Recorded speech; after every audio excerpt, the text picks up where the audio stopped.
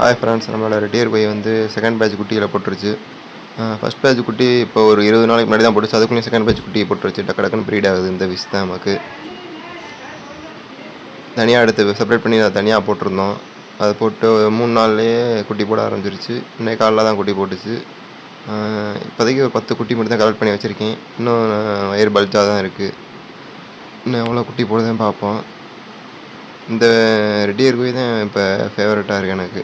அடிக்கடி ப்ரீட் ஆகி டக்குன்னு ப்ரீட் ஆகிடுது, வயிறு லோட் ஆகிடுது. மிச்சம் வச்சுருக்க எந்த கப்பீஸுமே அவ்வளோவா ப்ரீட் ஆக மாட்டுது. அல்பினோ வெரைட்டியாக இருந்தாலும் நல்லா ப்ரீட் ஆகுது நமக்கு. இது ஒரு செட்டப்பு தான். யூடியூப்பில் பார்த்தா இந்த மாதிரி செட்டப் பண்ணேன் ப்ரீடிங் கேஜ். நல்லாவே ரிசல்ட் தந்துச்சு. இந்த வட்டம் அவ்வளோவா லைஃப் ஃபீடே இந்த நம்ம ஃபீமேல் கொடுக்கவே இல்லை. லைஃப் ஃபீடே கொடுக்கல. அதனால தான் கொஞ்சம் லேட் ஆச்சு. மெயினா இல்லை மட்டும் இல்லாமல் கிராஸ் ஆகிடுச்சு. மெயினாக இந்த வட்டம் வாங்கியாச்சு. நான் அடுத்த ப்ரீடிங்கில் ஃபுல்லாக மெயினாக கொடுத்து நல்லா டெவலப் பண்ணிடுவோம். ப்ரைஸ் அதிகமாக வர பார்க்கும். இப்போதைக்கு அதிக ப்ரைஸ் போட்டிருக்கு. எவ்வளோ ப்ரைஸ் போட்டுன்னு கவுண்டிங் பண்ணி பார்க்கல. காலைல எடுத்தப்போ 10 ப்ரைஸ் மட்டும் தான் இருந்துச்சு. இன்னும் வயிறு பல்ஜாக இருந்தனால மூடி வச்சுட்டு ஒரு ஈவினிங் போல் பார்ப்போம் வெயிட் பண்ணிகிட்ருக்கேன். ஈவினிங் எவ்வளோ ப்ரைஸ் வருதுன்னு பார்த்துட்டு உங்களுக்கு அப்டேட் பண்ணுறேன்.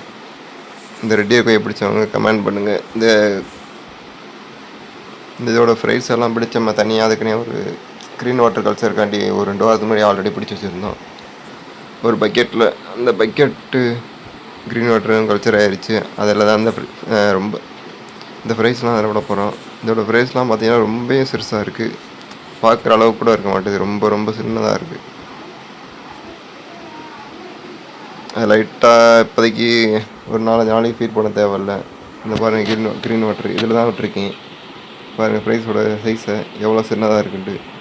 லென்ஸ்லேயே ஃபோக்கஸ் ஆக மாட்டேது. அவ்வளோ சிறுசாக இருக்குது. பார்ப்போம் 4-5 நாள் இருக்கட்டும். அடுத்து அதுக்கு பிரைன் ஸ்ட்ரீம் பேட்ச் பண்ணி கொடுத்துருவோம். கொடுத்த பிறகு அதோட ரிசல்ட் எப்படி இருக்குன்னு பார்ப்போம். ஃபஸ்ட் பேட்ச்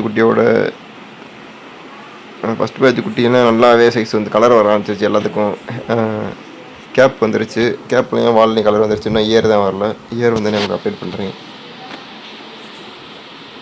ப்ரைஸை பாருங்கள். உள்ளே அங்கிட்டு ஓடிக்கிட்டு இருக்கு. பார்க்கவே முடியலங்க. அவ்வளோ சிறுசாக இருக்குது. இந்த பாருங்க தெரியுதா உங்களுக்கு? ரொம்ப சிறுசாக இருக்குது.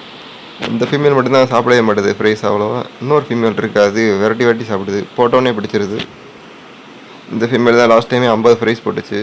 இப்போ திரும்பவும் இந்த 10 போட்டிருக்கு. இப்போ ஈவினிங் போல் பார்த்தா தான் தெரியும் எவ்வளோ ஃப்ரைஸ் போடுதுன்ட்டு. ஈவினிங் பார்த்துட்டு உங்களை அப்டேட் பண்ணுறேன். நம்ம தான் அப்படி தான் செப்பரேட் பண்ணி போட்டுக்கிட்டுருக்கோம். ப்ரைஸ்லாம் பிடிச்சி அப்பப்போ வந்து இதோட க்ரோத் எப்படி இருக்குன்னு கொஞ்ச நாள் கழிச்சு பார்த்துடலாம். Bye friends. வீடியோ பிடிச்சா லைக் அண்ட் கமெண்ட் போடுங்க. இப்போ அடுத்து எவ்வளோ குட்டி போடுதுன்னு உங்களுக்கு அடுத்த வீடியோவில் உங்களுக்கு சொல்கிறேன். Bye friends.